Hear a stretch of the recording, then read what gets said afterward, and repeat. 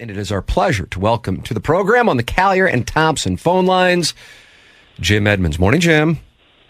Good morning. How you doing? Good. How are you? What's going on? Nothing. Just sitting out by the tractor early in the morning having a cup of coffee. By the tractor? By the tractor, Mark. What? Sounds like a country song. You got a pickup? Well, I'm trying to enjoy my time here. We're in Tennessee today, and I'll be back tonight. And just trying to, to enjoy the easy life. So have you permanently relocated to Tennessee? No, we're here half the time. Not even that yet. But Landon's still in high school. He's a senior. Just met, and the kids are still in school, little ones. So we go back and forth when it's our turn. Landon's obviously with us, but he's a big boy now. He can stay by himself. It's kind of weird. And we take the kids 50%, so we go back and forth. You got farmland? You said the tractor. I'm sorry, Jim. I don't see you doing farm work. Yeah, I'm not the same person anymore. We bought about 30 acres and a little house, and kind of about a little bit further out than in Franklin, Tennessee, and just enjoying some peace and quiet and a different way of life. Sounds kind of like Green Acres. Remember that show where they left New York? It's That was like the delightful Zsa Zsa Gabor? It was. Yeah, they hit the jackpot with the oil, though. I don't think I haven't gotten that far yet. No, that was Beverly Hillbillies. They hit the that's oil. right. That's true. This is like a Nickelodeon quiz. Jim I'm waiting for that. I'm waiting for the oil strike. Jim Edmonds, our guest here on TMA, joining us on the Callier and Thompson phone lines, talking it over. So yesterday morning, I texted you to get your thoughts on what had transpired with the Cardinal telecast, because when we had texted, I don't know, a few weeks ago, you didn't really plan on calling games in 2025 anyway. At least that's what it sounded like when we texted. So I didn't know if something had changed, or if well, bottom line is I wanted to get what would, for lack of a better term, be your side of the story, and I would imagine people in the audience would like to hear that as well. Well, there's really no side. I was kind of running low on energy level with that TV stuff the last couple of years. Even Danny Max last year was a little rough. And I just come to a conclusion. It was tough last year. I enjoyed the job, but last year I was kind of hemming and hawing around, and I don't know, this winter I just told my wife a couple months ago, I said, I don't think I'm going to do it anymore. I think I'm done. So when you say, just go ahead, I'm sorry. Just wait it out a little bit. It's okay. She said, just wait it out a little bit and just, see how you feel. And I said, I'm done. I don't want to do it anymore. I can't imagine going to spring training. I started thinking about what Matt Holliday said when he was going to coach, and then he woke up one day and was like, man, spring training's 4 weeks away. I can't do it. That's kind of how I felt. And what has changed with like your interest in going to spring training? Because that's something that you used to go down there not only to play, but from an instructor standpoint as well. Well, that's kind of part of it too. It's it's not as much fun being around the stadium anymore. But as far as TV goes, like I said, a quick story is my boss called me the other day, and I didn't answer the phone, and I was like, man, I don't really know what to say to him. It's like I thought he was just going to call and say, hey, like, how's it going? And so I didn't really have, like, good news. And so I let the phone ring, and I didn't talk to him. And then I called him back the next day, and I said, hey, Larry, reason I didn't answer the phone yesterday was because I really didn't know what to say about this year. And I'm not really sure I'm going to come back, and I'm pretty much sure that I'm done working. And he goes, oh, well, I called to tell you that we don't know if we're going to have you back this year. And I said, oh, that is so awesome. You just made my decision for me. Thank you very much. Have a good day. That's what I said and hung up. Oh, wow. So it was as mutual as it could possibly be then. Yeah, it's pretty much perfect. And it made me really happy about my decision. I probably hung on maybe a year too long, but I don't really, my personality, I try to like really toe the line on being, me, I try not to do anything wrong. I try to just say the right thing. I'm tired of doing that for everybody. I'm tired of listening to the critics. I'm tired of guessing if I'm doing the right thing or not. And I just had enough. It's total chaos. people working every day. I don't know where they're supposed to be. Can't get mics to work. TV doesn't work. Replays don't work. The game is so fast right now. You don't even have time to talk. They don't need two people in the booth. It's just commercial after commercial after commercial. It's not the same anymore, and it's definitely took a toll on just the fun part of it. So, that goes to that story right there. That's basically all that needs to be said. And spring training, I haven't gone really down to spring training in the last couple of years. It's just not. It's not fun anymore. The baseball is, they don't make you feel like you're wanted. Be around the stadium. I love Ollie, the DeWitts. I have so much respect for Mo. Everybody's great, but somehow indoors in the inner circle, it's just not the same. It's not the same organization. It's not fun to be around. They make it pretty obvious. Even the security guards, like, hey, it might not be a good time. I'm like, fine with me. I don't need to be in there. If you don't want me to tell your pitchers that they're tipping their pitch, I'm going to take my talents out here to Tennessee and learn how to be a gardener and a farmer. So when you say it's not as fun as it used to be, and you clearly have some frustration with the organization, what is it? Because from a fan standpoint, from a listener standpoint, we're on the outside looking in. You know what it was like to play. You also know what it was like to be an alumnus of the organization. You know what it's like to be a coach, as an instructor with the organization. What has changed? Because I can tell you a lot of fans also are frustrated right now, Jim. Well, let me ask you this. You know a lot about this sport. When's the last time you've seen a Hall of Famer in the dugout in spring training? I can't think of a time. Doug, Martin, you got anything? McGuire, maybe? No, he's not in the Hall of Fame, is he? No, I just mean like even guys with Carpenter and myself, and other than really Izzy being a coach and Ludwig, they just don't invite us down there anymore. It's a total different atmosphere, and it kind of makes you feel like you're not appreciated, not wanted, don't need your help. And like I said, I have the utmost respect for the people, but something's different as a whole. And I know the players feel it, the alumni feels it, and it's just different. It's just not as much fun. So is it a case the organization doesn't want you guys around, or do you guys not want to be around the organization, Jim? No, I don't know what it is. It's just after COVID, it's just like went dead silent crickets. It's like you get an email saying, hey, opening day's around the corner. Don't forget to put your day on the calendar, and, we'll give you an email. And other than that, it's like, see you at the Hall of Fame ceremony. Now, the last two managers were not Major League players. Do you think maybe they're intimidated by Hall of Famers hanging around? No, not at all. I spend a lot of time with Ollie on and off the field. I love Ollie. And Mike Schilt was amazing. It's just the atmosphere as far as you can just feel the tension when you walk around. Like, the guys are kind of like, they're different. The players are obviously different. The game has completely changed.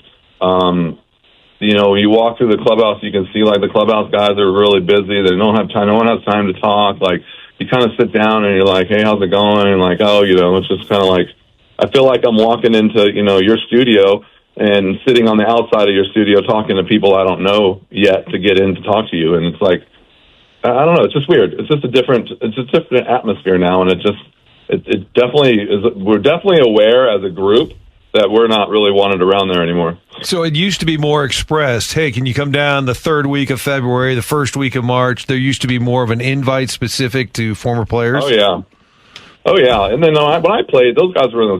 Brock, Gibson, Stan, all those guys were in the clubhouse every day. You would see somebody. Ozzy. Those guys are so much fun to be around. There's so much to learn from past experiences and past players, and it's just like crickets now. So I went dry on that a couple of years ago. I gave up, and the TV thing is kind of like when you go down there for spring training. I don't know how some of these guys do it, like the travel and stuff, the way they run the schedules, and I don't know how Jimmy Hayes and like Alexa and stuff put up with, fly to New York and then fly home, and then let the team to Cincinnati, and then Jim's got to go to Cincinnati, and Alexa's got to fly home, and instead of just staying on the team plane and riding out the thing, it's the TV situation with the travel and all that.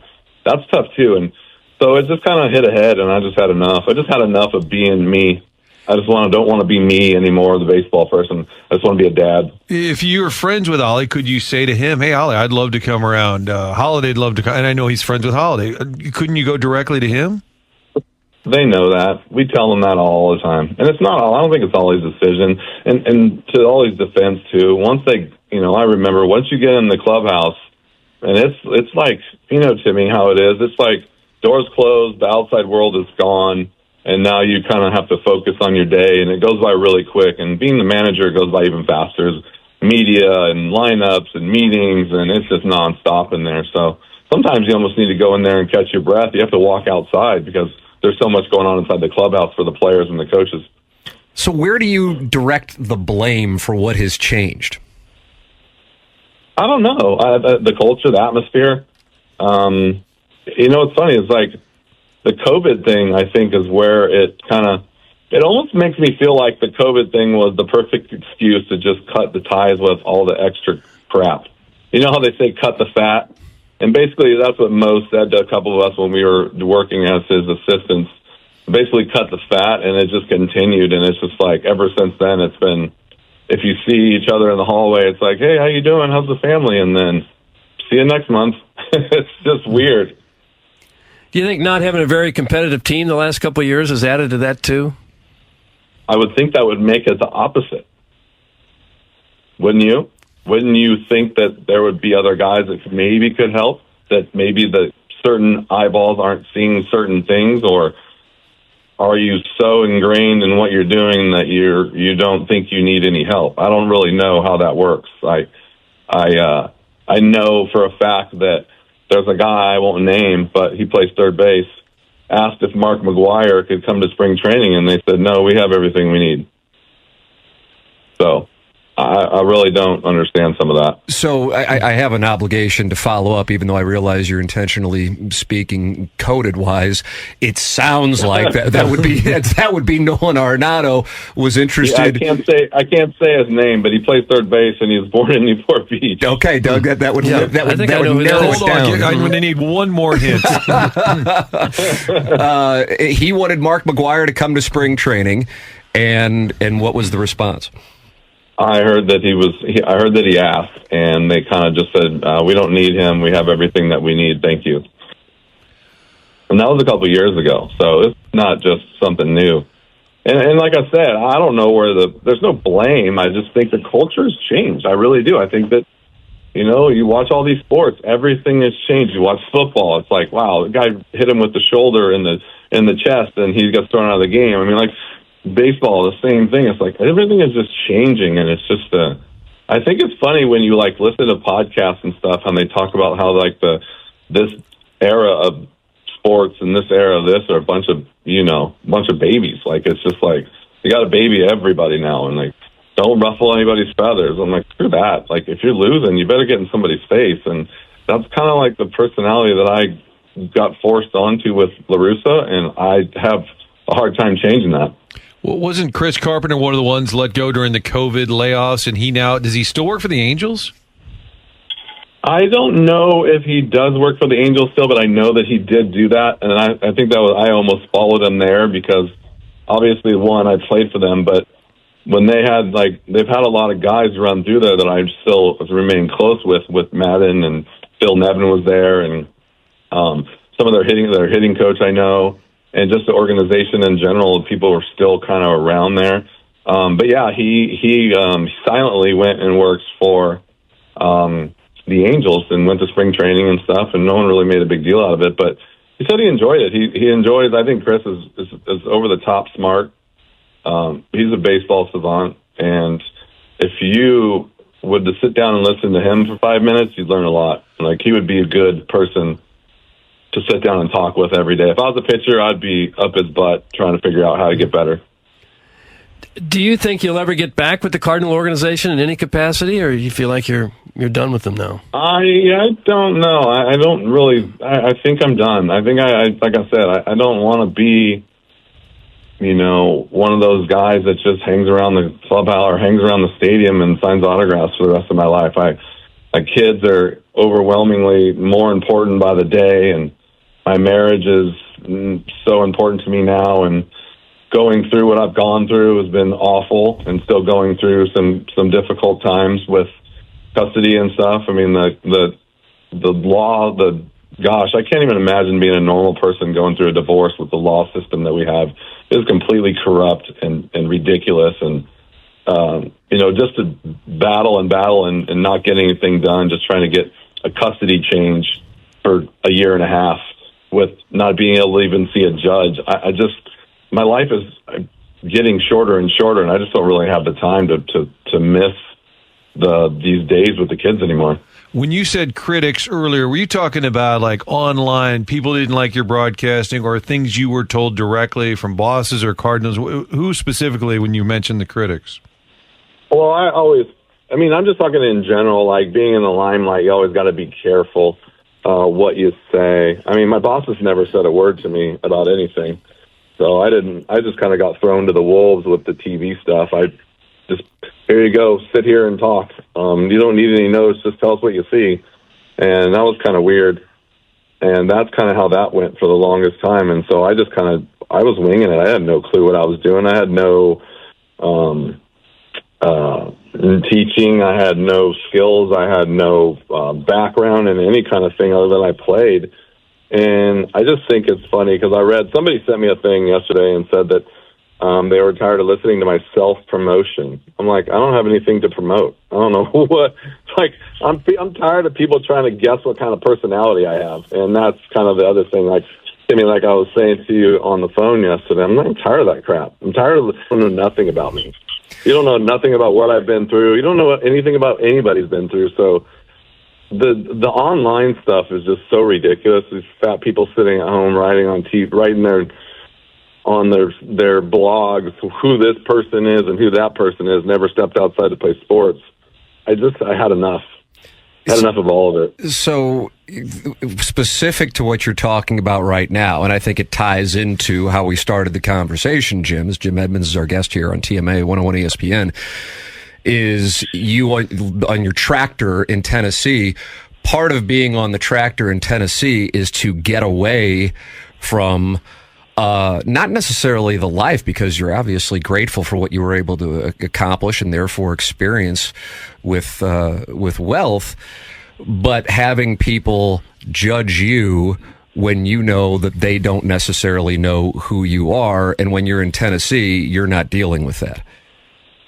Yeah, I mean, that's kind of it. I kind of feel bad for my kids. Like, Landon goes and plays baseball at a little school in South Missouri, and the kids are just screaming and yelling at him just because his last name's on his jersey. I've had enough of that. He doesn't deserve that. I was talking to Andrew Jones one day, and his kid was going through the same stuff, and kids are screaming and yelling at him just because he's Andrew Jones's kid, and it's like, what's the point? Like, what are we doing here? Like, these kids are so brutal nowadays, and nobody takes control, and like, the whole thing is just disgusting to watch. And like I said, I just had enough. I just woke up one day and had enough of being in this situation. And my wife's been begging me to buy a little place in Tennessee for like 3 years, and I'm about 3 years too late. So now the prices are going up and things are good, but we're happy here. We're here part of the time, and when we get here, it's really refreshing. And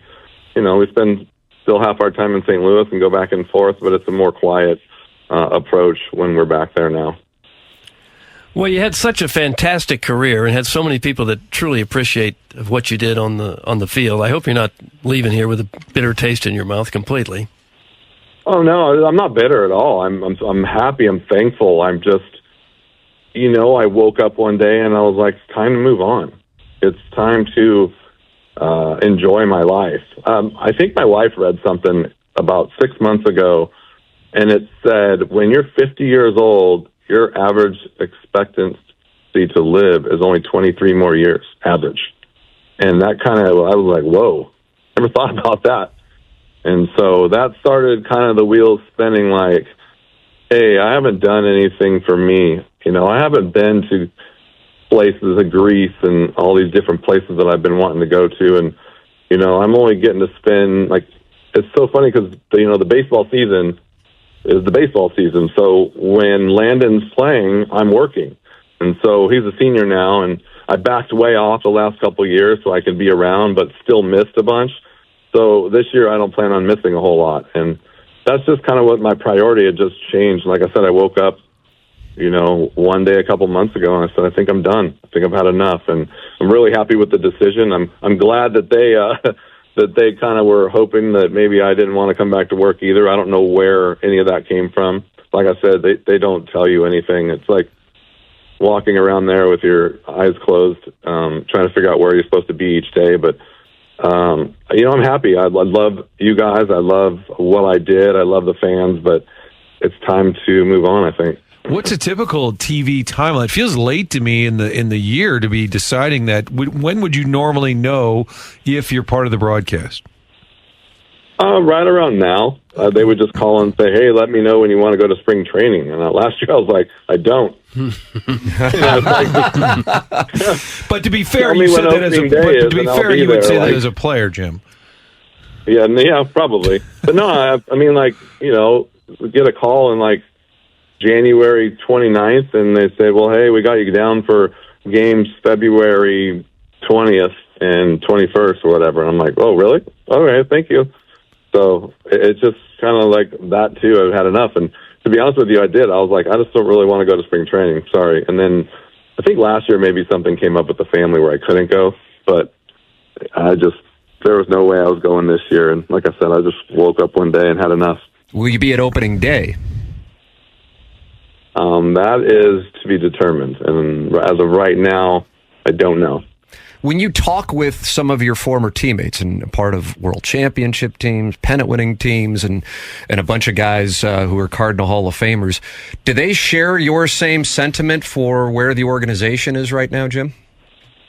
I don't really I talk to guys, but that never really comes up. I think when I talk to guys that I've played with, it's more or less like just in passing and how's the family, or you see them on social media once in a while and something makes you laugh and you give them a call, or, to get a random text message from Frankie every now and then.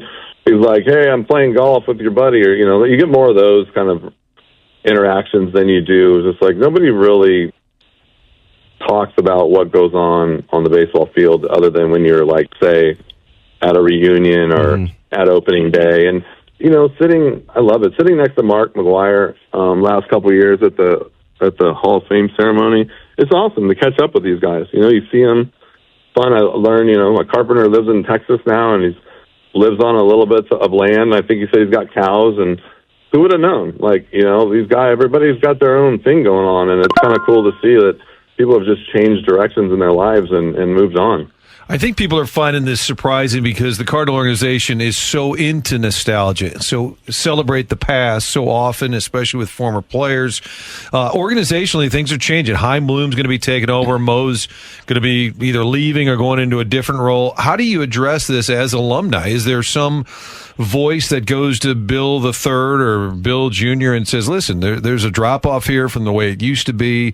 We love this organization. Will somebody be able to take that mission on and maybe try and fix this? Done it. I've done it. Nobody cares. So I just kind of, like I said, I washed my hands of it. I'm not going to beg to go. Can I ask who you talked to? The locker room. Everybody. Let me put it this way: from the top to the bottom. So all the way to the top, all the way to the bottom. Everybody knows.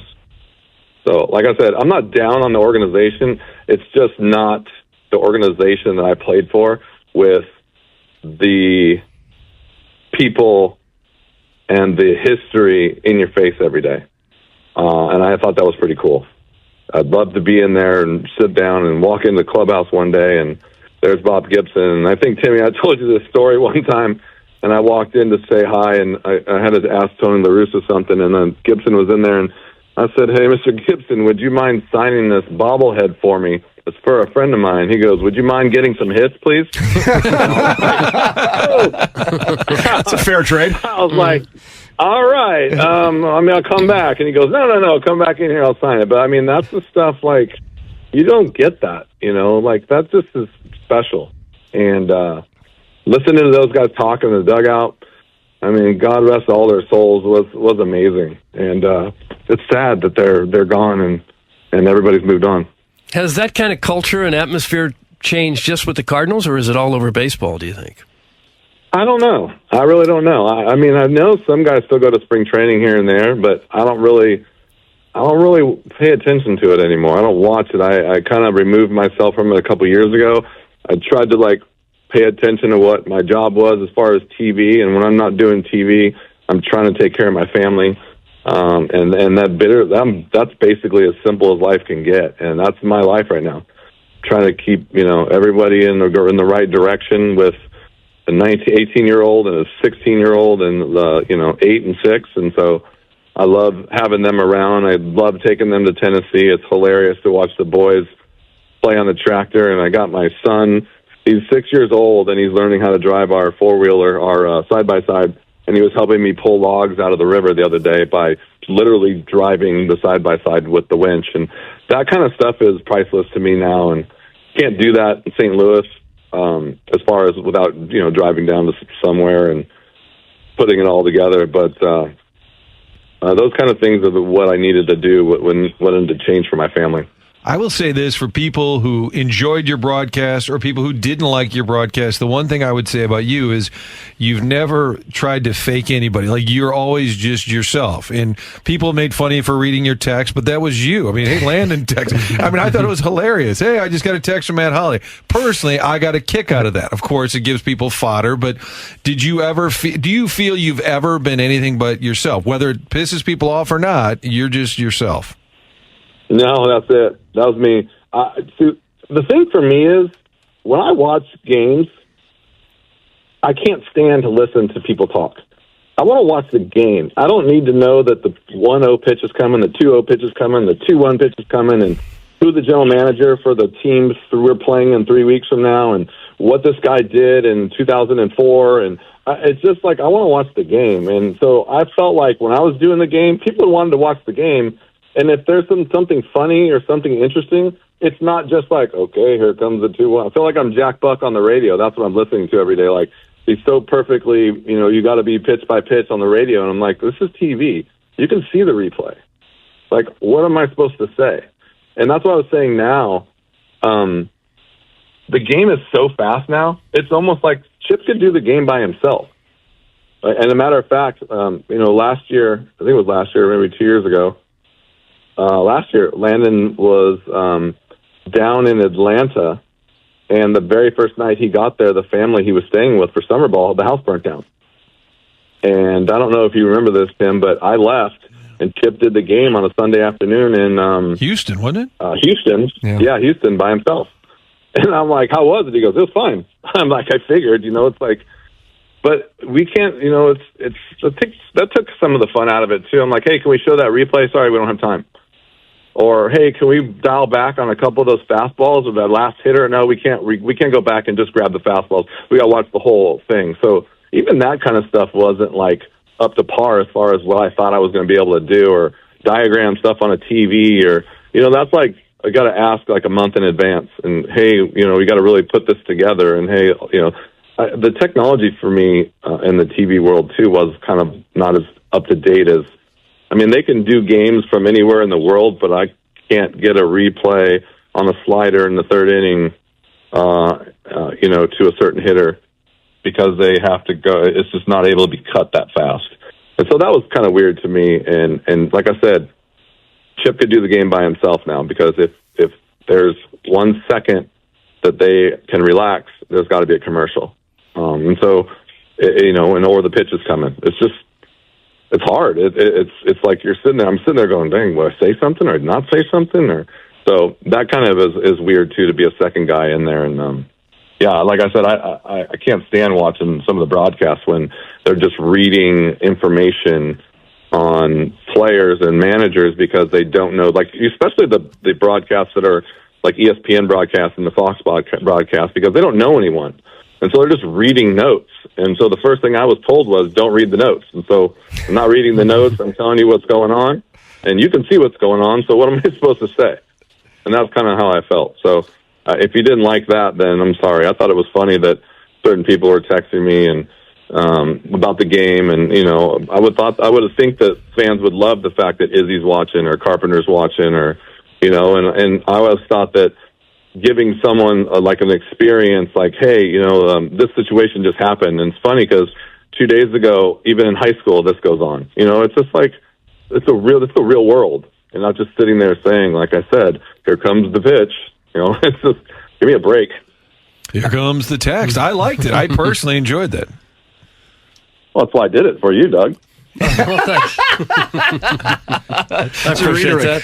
So, as you can imagine, Jim, a lot of people are intrigued by what you are saying here this morning. I mean, our text inbox is going crazy, and I would say it's about 90% approval because people appreciate the candor. I remember you would always say, even though the 2006 team won the World Series, the 2004 team was still hailed as one of the greatest teams that Cardinal fans have seen. Even people who are in their 60s and 70s still talk about the 2004 team. The 2000 team is the one that you would always talk about as being the most fun you had. Eric Davis, Will Clark, Young and Keel. I mean, it was just Morris, Kyle. It was entertaining. I was certainly the butt of many jokes in that clubhouse. It was good entertainment. So if there are things or a thing that you would say to Cardinal fans or to the organization, this is what you need to do to get back to what it was, because Bill DeWitt owned the team then, he owns the team now. What would that thing or things be?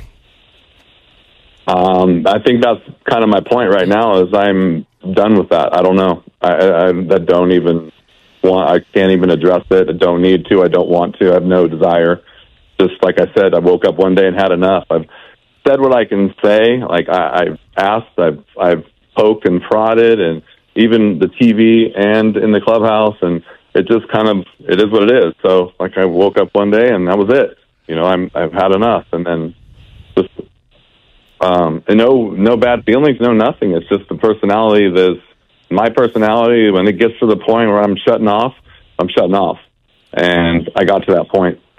Jim, you referenced Nolan Arenado earlier, obviously a player that you know in the story, although I should say third baseman from Huntington Beach. It was not Arenado. Newport Beach. Sorry. He was born in Newport. Let's just get that right. All right, let's get that. I'm sorry. Well, you called me Doug. I don't know. Let's get it right now. But I sense from him that he thought he was coming to a different organization. And I shouldn't say from him. I've gotten the sense that there's a little bit of there, and it's a weird offseason. You got a superstar player that they are admittedly trying to trade. His agent is saying he wants to go somewhere where they've got, the hammer down, the throttle down, that's trying to win. They're trying to accommodate him by trading him.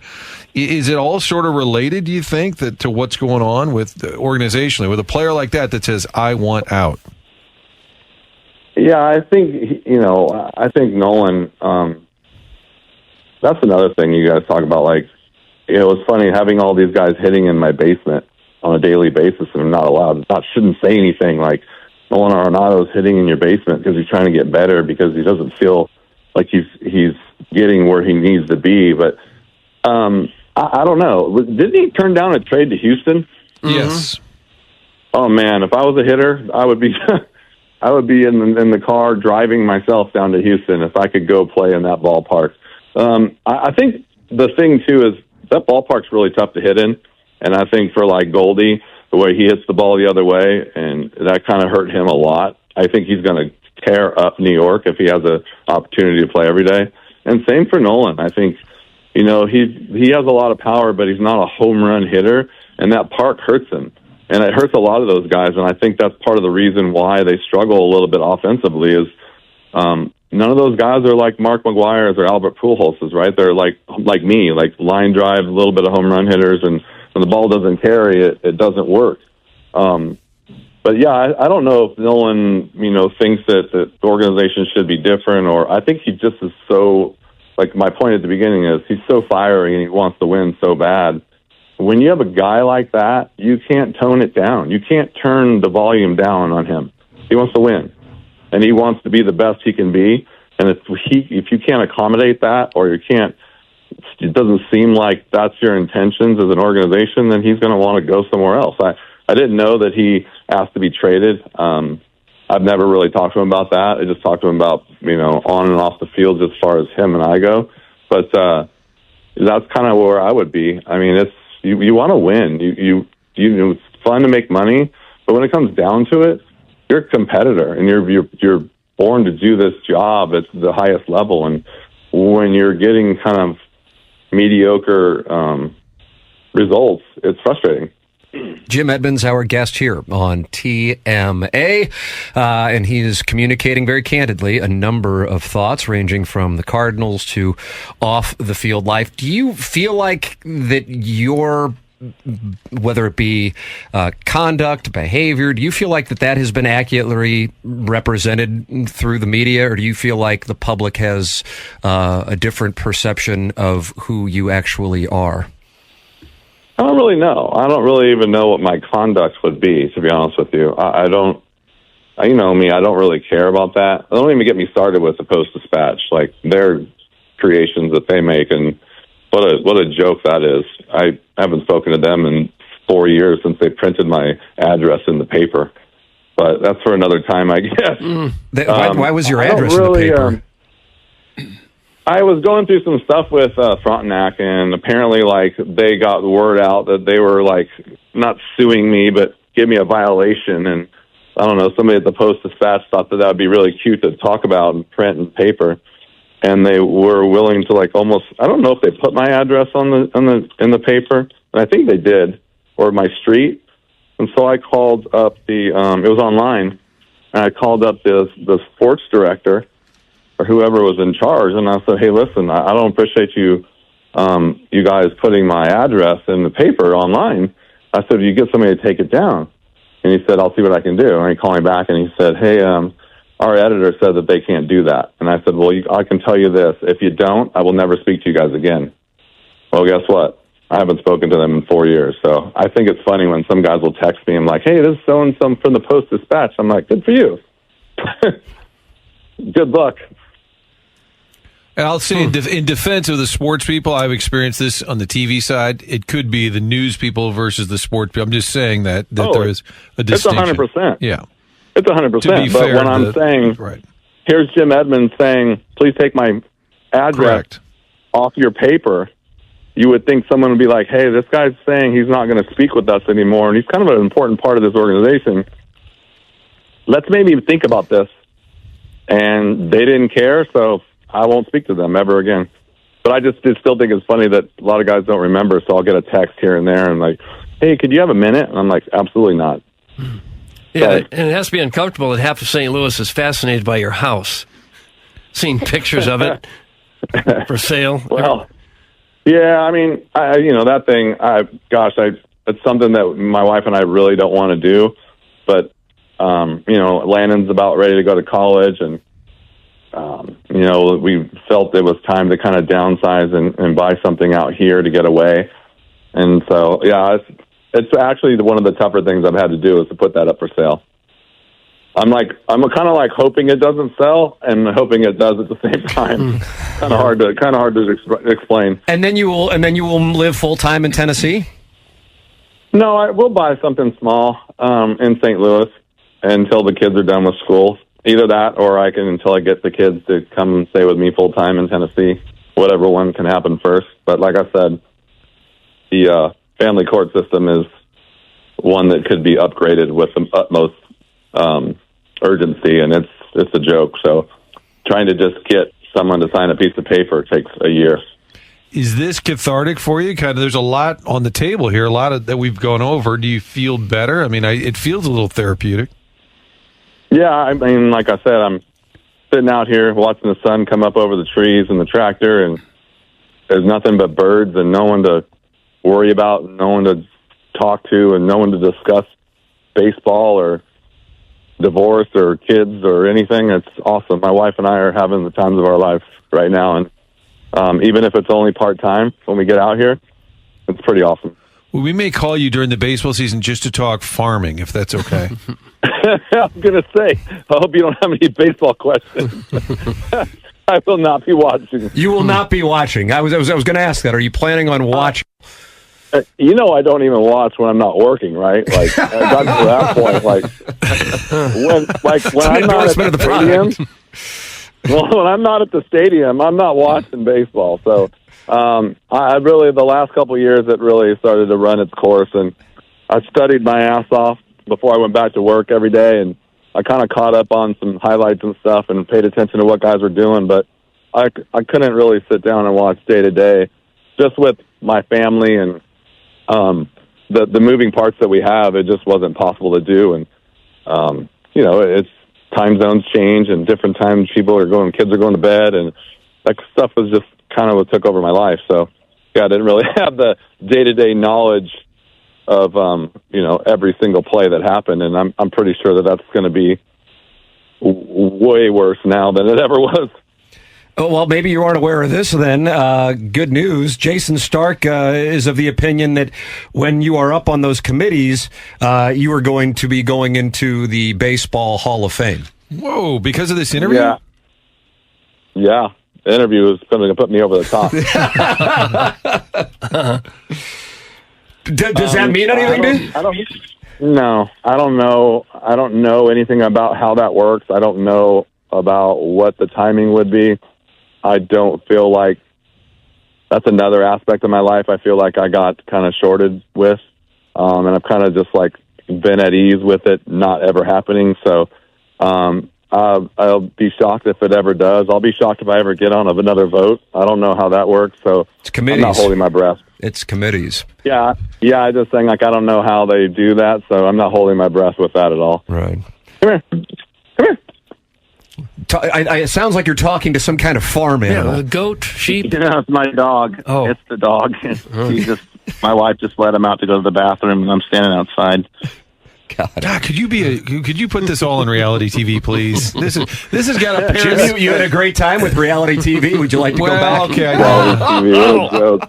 I think, actually, I'm going to say, I think some of it's my fault, Tim. When we used to have Jimmy on the radio back in the day, I said, how about we do a show called The Real House Husbands of West County? I used to joke that there was a show that next thing I knew, Jim was actually on reality TV. But now, in hindsight, I regret the Tennessee observation. Never mind. I scratched that from the record. Yeah, that's not coming to Tennessee, but that couldn't be any farther from reality than anything in this world is reality TV. It is the biggest joke and the biggest farce that anybody's ever seen. And if you do watch it, you notice that every single show is exactly the same, no matter what channel it's on. So that's another thing I can't even watch anymore either. The magic of the editing is a phenomenon. Oh, God. You know what's funny? I was doing it one day, and I was sitting there watching my ex work, and I was talking to one of the camera guys, and I said, God, long days, huh? And he goes, oh, this is great. He said, I used to sit in an editing room and for 8 hours wait for one of so-and-so, like Terry DeBro, to roll his eyes so I could cut and paste it and hand it to them so they could implement it wherever they wanted to during the course of the show. Nice. I'm like, seriously? And that's when I learned, oh, this isn't reality anymore. This is just a scripted setup. Yeah, just TV. That's all it is. TV show. There's always a producer, and you say, and at the end of the segment, like, okay, Jim, is there any way you could like fall down the steps? Is there any way you could spill your coffee? You just need something. And my wife said I ruined reality TV for her because I always say, oh, that was a producer's idea. They didn't really mean to do that. Mm-hmm. Well, it's funny because if you ever really watch it, like you'll see a party and then people are talking, and in the background there's, okay, people are walking into the party, there's no one there, and then the next scene, it'll be totally packed, and there'll be like a full party going on, and the next thing, there'll be people walking in again, and there's nobody there again, and you're like, wait, what happened there? Where'd all the people just go? And it's just like, they just cut and paste everything, and it's just like, okay, now I get it. Took me a few years to understand what was going on, but kind of at the end, I'm like, okay, now I can't even begin to turn it on. You should tell her that it's really not real. It's not reality TV. It's scripted TV. And all this frustration has driven you right into farming. That's what it takes. Yeah, and my wife just walked outside, and we got, I don't know if you're familiar with, like, they call them barn cats. Doug, barn cats. Feral, they kind of just run all over the place. Keep the mice and the rats away. Yeah, there you go. Keep the mice and animals out of the barn. And so we went and got, somebody called us from the adoption agency for the animals, and we adopted these barn cats that were out in the wild. They had never been indoors or anything. They were born on a farm somewhere, and I guess that the people brought them to the adoption agency, and it was like 5 of them, and someone took 2 of them, and there were 2 girls and 3 boys, and so we brought the 3 boy cats with us, and we've had them for a month now, and my wife's walking into the barn right now, creeping in there because she doesn't want them to run away because they're completely feral, which means completely wild, and we've been feeding them now for about 3 weeks, and now they just like crawl all over my wife and love her, but when I walk in, they run from me, so they're really not keen on the dad idea yet. It's just all. The whole point of Bloom is to be that different guy, and he's been hiring. Mom. Tim, I'm an idea guy, and it doesn't mean they're all good ideas, but for a couple of years, we did opening day live from Jim Edmonds. That's right. Which is always a great idea to wake up the All-Star center fielder at like 6 a.m. to run some cable from the kitchen. They love that. They love that kind by of the way. What's that, Jim? That was funny. It was great. I remember that 2006. I mean, you won a World Series that year, so wow, that's true. Well, then there's no reason for you to come out here anymore because we're not winning anything. Oh no! I think we got a new marketing slogan to pair with Joe Buck's. I was going to suggest we could do opening day live from the farm, just to kind of a little alt cast kind of thing. Yeah. Yeah, I mean, it would be probably a lot better because I don't have to worry about anything that I say anymore, so it'd be more fun. That has been made crystal clear. Well, we've enjoyed the conversation. I know the vast majority of the people listening find the candor incredibly refreshing. I think that's what they also enjoyed about having you on the Cardinal broadcast. So we've really appreciated self-promotion. What's that? Although self-promotion. Part of the deal with being in the public eye is getting your ass lit up. You've just experienced it on a... When we'd be sitting down like in Jupiter and people would come up to Edmonds, it would be not because of his time as a baseball player, it'd be because of the Real Housewives thing. That's what they would recognize him from. And I'd be like, wow, these like 50-year-old women are really into Cardinal baseball. No. They're Palm Beach residents and they know him from Bravo, you know? And I'd be like, God, you know what I'm talking about. Oh, yeah. I still get that even here. There is, the women love their reality TV and I think it's awesome for them, but I hate to tell them that it's not reality. But I still get people say that. I said, shh, don't say that around my wife. She might get over here and slap you. But ruin the whole thing. Life is a great experience. It really is, good and bad, and you learn a lot from it. But I've learned that it's my turn to step away. So, like I said, I'm out here part time and enjoying my life, and I think we have like 3 neighbors within a mile of us, if not more. So it's really refreshing. Jim Edmonds, our guest here on TMA, giving us his perspective on a wide variety of topics. Jim, we appreciate the time this morning, and we'll look forward to talking again soon. I appreciate it. Nice to. It's been a while. No commercial breaks. I'm impressed. You better get to work. I got him in early. It was strategic. Biggest issue is I've got to pee. Oh, no. I mean, just sharing. This seems to be a very cathartic segment. We're all sharing. Thank you, Jim. All right, guys. See you later. Thanks, Jim. That's Jim Edmonds with us here on the program.